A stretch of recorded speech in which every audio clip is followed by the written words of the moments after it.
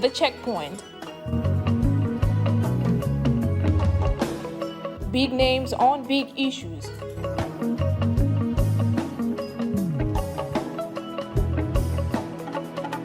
Only on GRTS.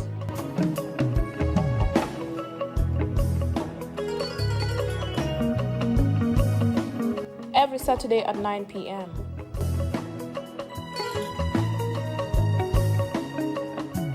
Don't wait to be told.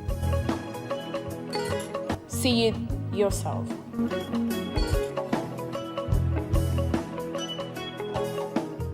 Mr. Omar Ceesay, President of the National Transport Union, welcome to the Checkpoint.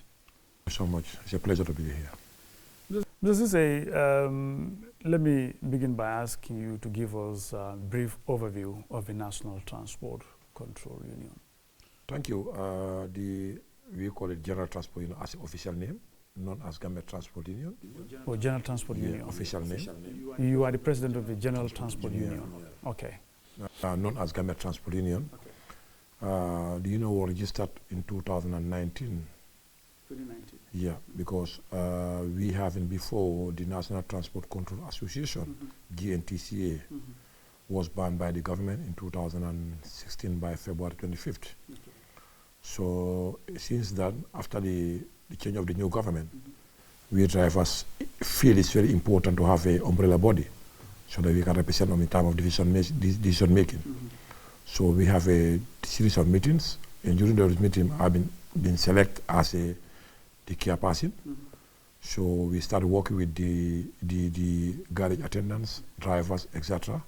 Until 2019, we finally registered General Transport as a umbrella body. Then it used to be National Transport Control Association. Gambia National Transport Control Association. According to you, it was disbanded in 2016. Yeah, December 25th. February 25th. Okay, 25th February 2016. Before you coming up with this, the General Transport Union. Yeah. Okay, what category of drivers are you working with? The category of driver I'll be working is the commercial drivers, Group C. Group C. The commercial drivers have different categories, passengers, trucks, and at the same time the D operators, the Group D operators, like the heavy loaders, the caterpillars, etc., and the commercial vehicle owners, the garage attendants, several garages, apprentices. So these are the type of people involved in the union. Okay. What's your mandate as a union? The mandate of the union is to protect the welfare of the members. As I said, the vehicle owners, because most importantly, before having driver, you have a vehicle first. So always you want to try to protect the business sector for the commercial vehicle owners, so that they can create more employment. So if the business is not there, you cannot have employment.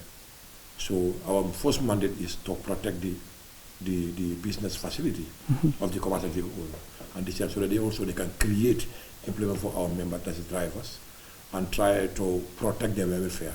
Welfare in a sense that their working conditions, their day-to-day activities, and in their general needs, essential needs in terms of garages,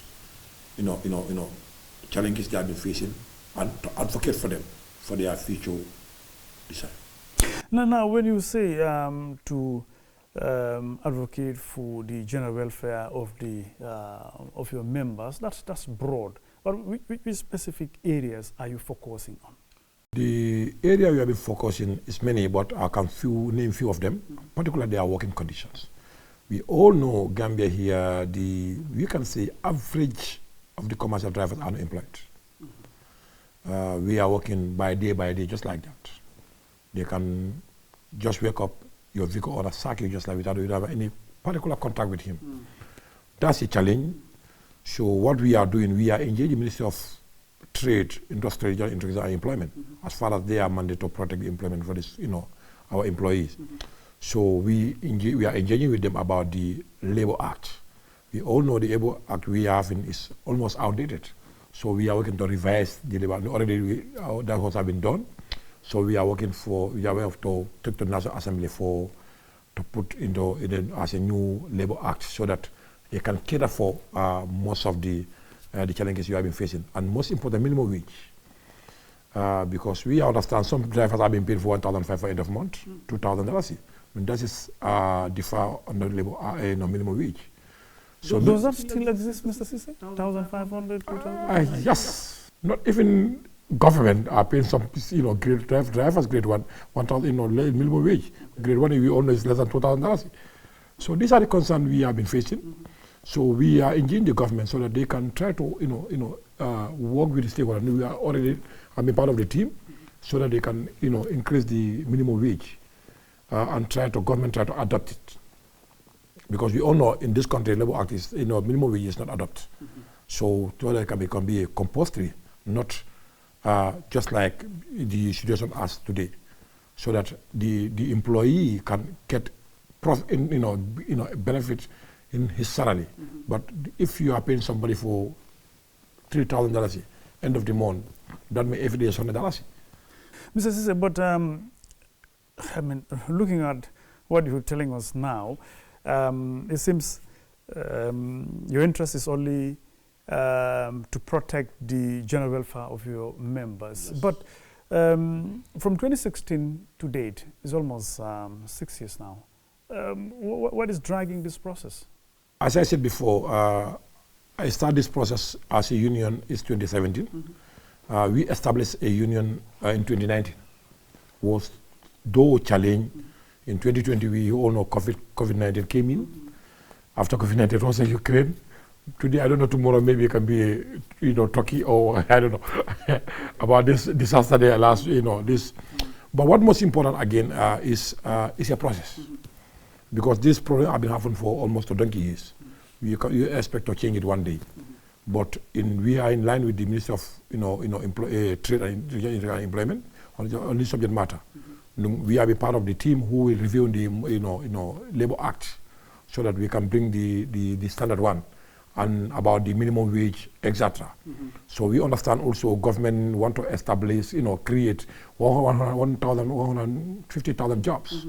So even our recent minister, we have a discussion on this subject matter. I told them, go to my sector in transportation. Series of, many people have been working, but government isn't aware of it because they are not being employed. So that alone is an issue. You mean they are working, but they're not employed? Because they don't have any form of employment contract with the employer. So I think that's a challenge. So that means the job security is not there. So in the environment, if job security is not there, that means you are working just like that. Tomorrow you can be sacked. Interesting. Yeah, and number two, we all know Gambia is a tax-based country. All those drivers, according to the law, individuals receiving $2,000, you suggest them to pay tax. But are they paid in their salary? No, because they are paid through DEX. So that means even government alone is losing millions of dollars daily basis. So I think we need to look at this matter holistically so that we can protect the workers and at the same time to generate revenue for our national development. Talking about drivers, how important is how important is their role as drivers in national development and service delivery to the people, particularly the working class? I've been saying the agriculture is the backbone of the economic. But I will say to you, the transport is the wheel of the economic. Or instead is the reverse? It's the wheel of the economic. If transport have a challenge, it's going to reflect on the economy. Agriculture, one would say, is the backbone. Yeah. But the wheel of the economy is the transport sector. If the wheel is having problem, it's going to affect your traveling time. So look at the service you have been using, or the product or the materials are all transported. So if that chain having issue, it's going to reflect the economy automatically. So that's Gambia today, that's the challenges we have been facing. Because I remember in those days, people have been saying, we have an energy crisis, but now from energy to transport crisis. As a staff of the GRTS, every day, how many time are you going to spend in traffic? It's a challenge. It's a challenge. Serious challenge. So let's look at it in a holistic aspect. How many government people are punctual to study work by 8 o'clock? Good question. It's very minimal. So that's a loss of revenue for the state. Because you have been assigned to study work from by 8 o'clock to 4 o'clock. But you all know most of the civil service or different private sector study work by 8, 9. 9, 10. But Mr. President, don't you think your union members also are a contributing factor to that challenge? Maybe, but I know they can be contributed, but not only them, but it's starting somewhere. That was true. Like, for example, in commercial transport, because we all know the average of the Gambian are traveling through commercial transportation, am I right? To reach to their final destination. But now, if that chain have an issue, it's going to reflect you and I. Very well. Number 2, I think on Saturday we're going to celebrate our 58 years in independence. Yes. Since 58 years independence, still government cannot provide a particular car park for the commercial transportation. Since 28 years old, still we are struggling about the car park. The car park play a very important role in terms of our day-to-day activities. But when you say car parks, there are car parks available. You go to Brikama, there is a big car park. You go to some parts of the country, you have car parks. Like Bara in the North Bank region, Farafenye in the... So I'm just trying to... Let's look at... In the car park within the metropolis. Yeah. And number 2, these commercial vehicles are paying car park fee to the council. In past years, up to 2006, the central government brought into, through Minister of Finance, to the fuel levy. Since establishment of in local governments, up to 2006, we are paying daily basis our car park fee to the council. Now, according to the local government act, the 60% of the revenue need to come back to the. This will be planned back to. But is it happening? Well, I don't work within the local government cycle. I would say to you no. Thank you. So if you have challenges caused by them, in 2006, the central government brought the... When you say them, you mean the local councils? The local council. Okay. Up to 2006. In 2006, the central government brought to that car park fee to the Minister of Finance through fuel levy. Okay. Each fuel liter you buy, you have been contributing 20 butut for car park fee. And each liter. And yet still... Whether you are private or commercial, whether you are going to burn something, 20 butut. Okay. Yet still, I don't see any sign of development about the car park. Okay. Today, we as a union, we are committed because we already have been paid. Yeah. We are compliant. But today, if we are committed to allocate land, if government cannot build it, we can go for PPP, public-private partners, so that for the benefit of the Gambians. Because let me tell you, any challenges we receive to the commuters. Those commuters are our parents, our moms, our wives. So today, it's not only drivers, but it's shifted by the general public. So that's why we as an operator, we as a driver, we want to bring the very sanity game in terms of transportation. But in terms of this type of thing, if you are not established, it's going to create more good than bad, more bad than good. Yeah. So today, that's the issue we have been facing. Drivers continue to work with the government, but in terms of car park, we don't see any sign of way forward on it. I think let's compare ourselves into our neighbor's country, Senegal. Go to all their regions, you see standard car parks there. We can do this. When we talk about comparison here, let's now talk about the recent issues in traffic, holistically, Mr. President. That is transport fare increment. How do you reach to this issue with the authorities, that is the Minister of Transport and your stakeholders? You remember in 2001, we sent a demand to the government as a concern. Failing to do so, we would go for sit-down strike. So we have a discussion with the government on this.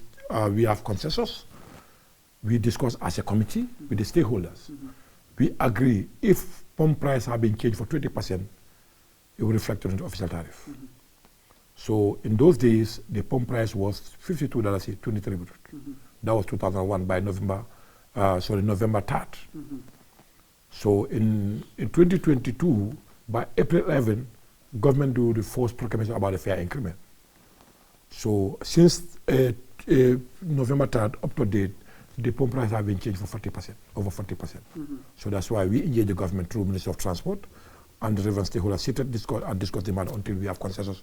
We have agreed some percentage for increment, like town taxes. If I'm in town taxes, I'm talking about the euro taxes, 30% increment.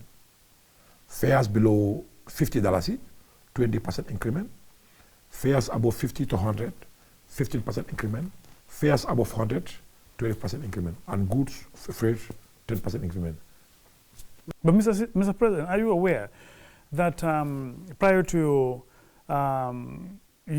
discussion with the authorities, your drivers, your union members increase fares for more than 150%? Yeah, we understand some individual or group have been doing this. We advise them or warn them it's unlawfully. Any individual, any group or individual or even government alone cannot increase transport fare until consultation with the stakeholders, until we have agreed on some point. And that's the procedures. So we have been warning them. It's unacceptable. We will try to engage them about it so that they can adhere the rules and regulations. It seems your union members are very difficult to deal with because if you sit as a union, you discuss with what to do with the authorities. So all of a sudden, your union members are found wanting. But in most of the time, no disciplinary actions is taken. But anytime you engage the government and you fail to reach consensus, your union members will always resort to the other side of it. Is that fair? I don't know if you have been saying my union members are very difficult to control. That's just... but I think this is the attitude. Not only is a problem of attitude of the government people, not only union members, across the board.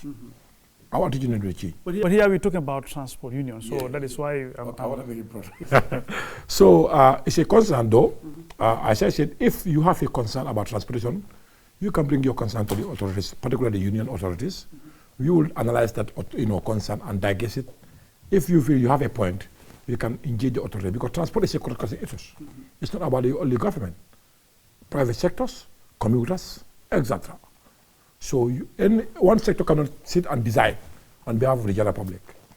So we understand some people have been doing.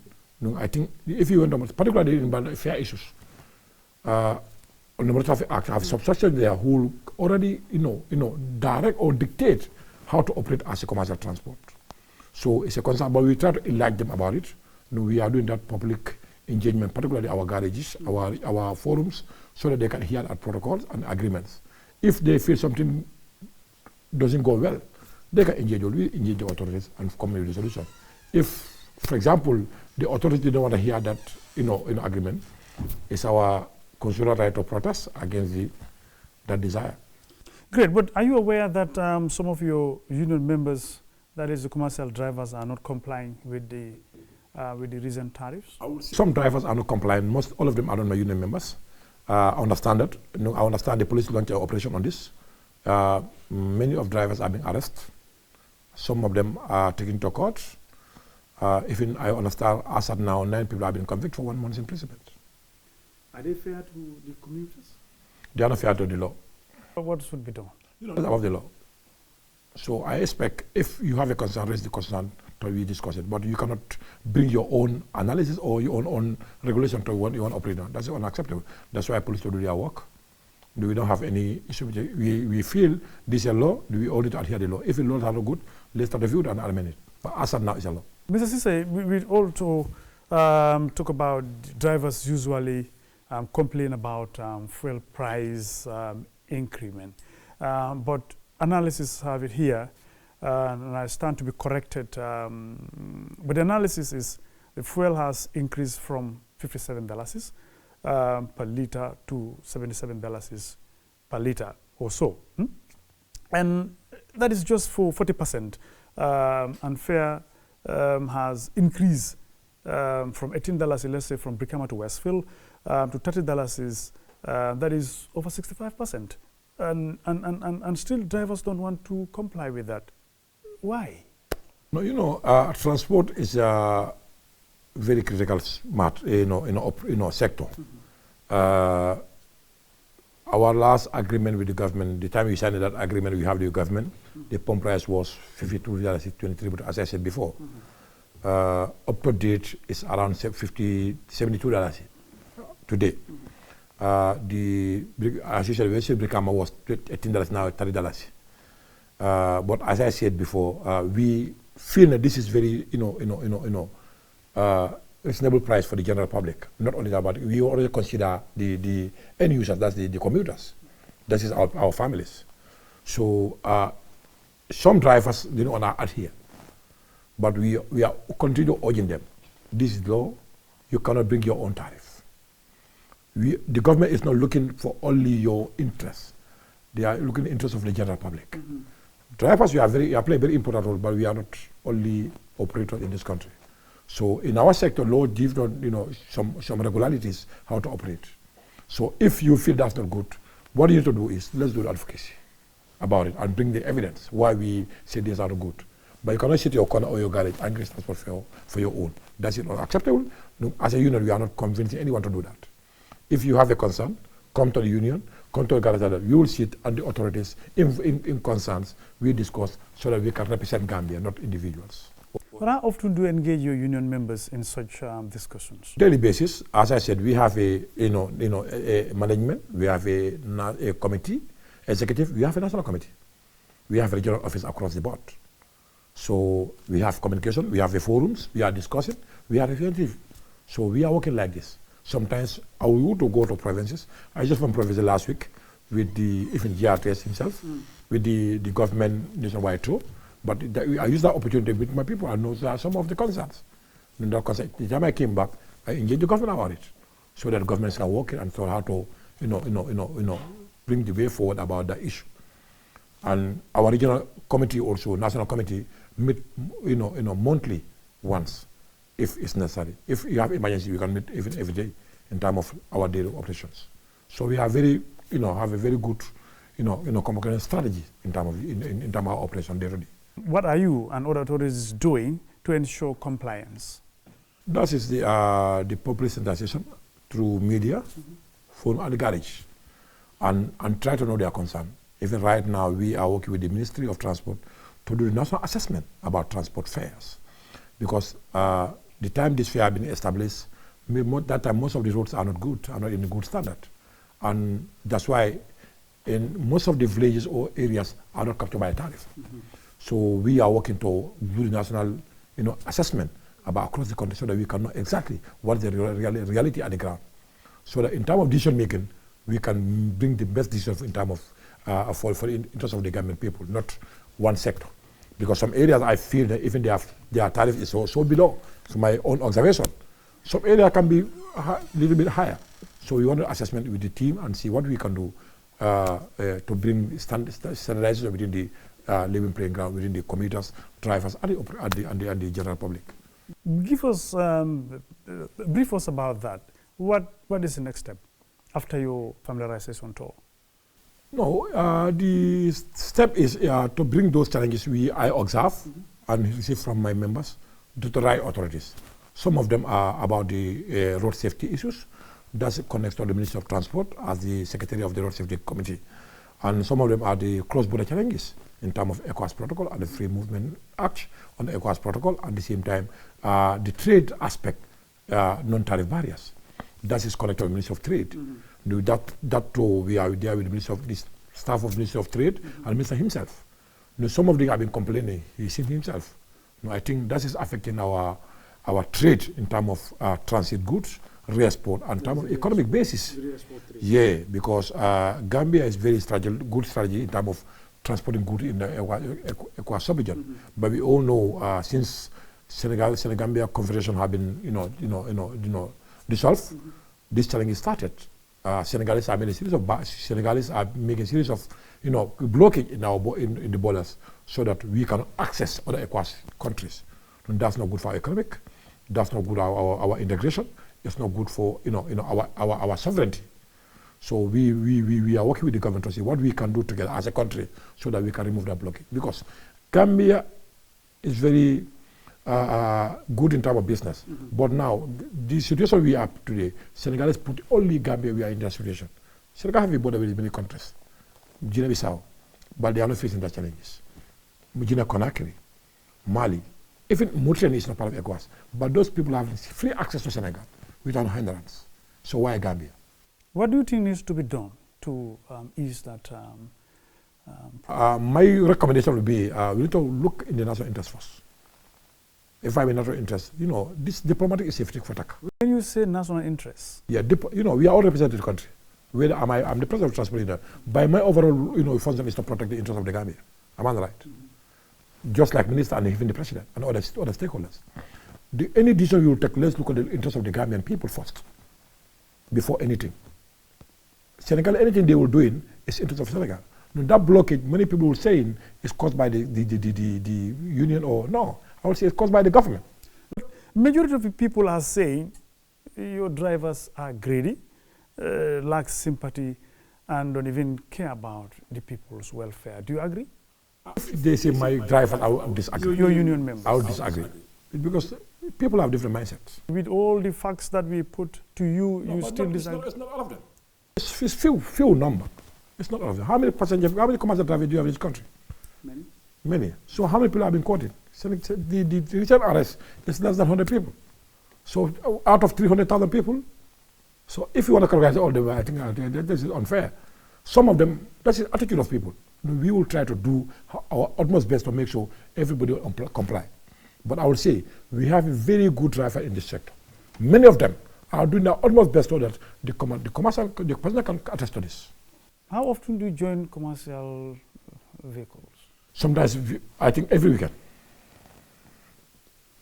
Every Sunday I'll use a commercial vehicle, because I want to, to know exactly what is happening. But most importantly again, because Mr. Ceesay, do you feel it yourself, as the saying goes, who feels it knows it? Because as an individual, during my working time I use my private vehicle, but the rest of my family are using commercial vehicles. My children's, my wife, my families, my moms. What kind of feedback do they give? The same you have been talking, I'm saying. Sometimes, I come across some things. No, that's why I always engage the government so that... Still on the defensive? No, not defensive. The belief I have is, if we want to develop as a country, we need to bring the system in place. But the system is set by you. That is the union. No. Our mandate is to protect the welfare, but our mandate is not to control the traffic affairs. You're only looking at the welfare aspect of your members. My TOR to protect the welfare of my members. That is my TOR. To be honest. I can see your viewpoint. Yeah, that is my TOR, to protect the welfare of my members.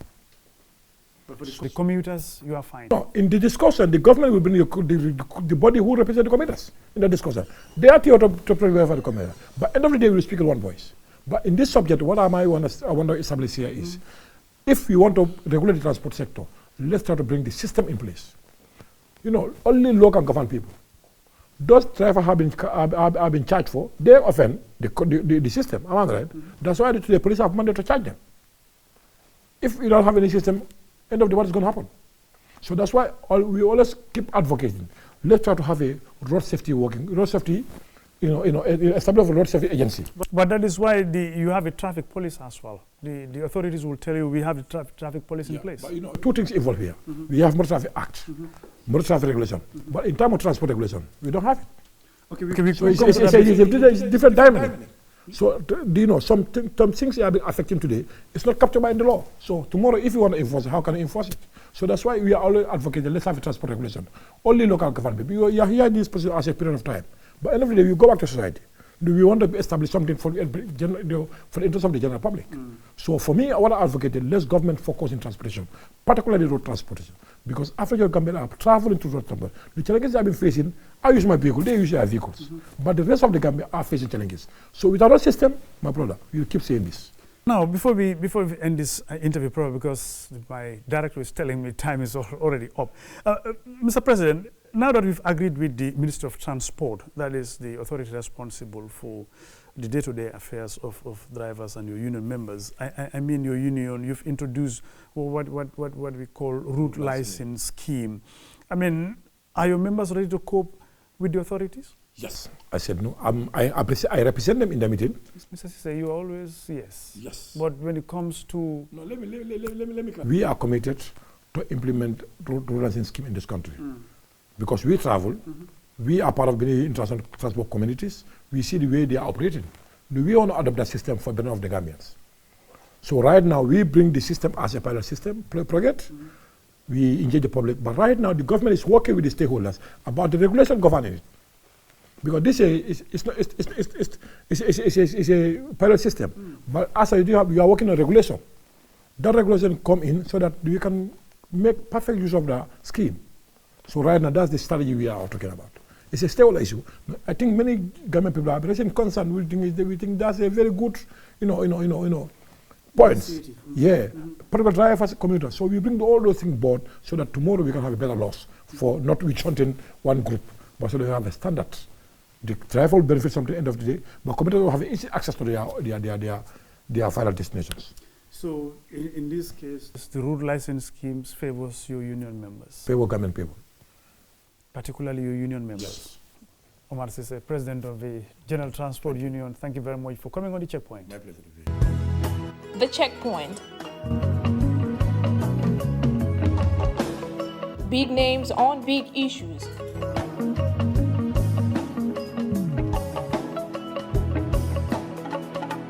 Only on GRTS.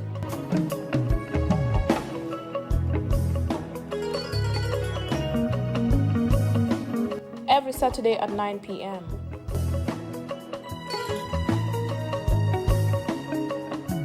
Don't wait to be told. See it yourself.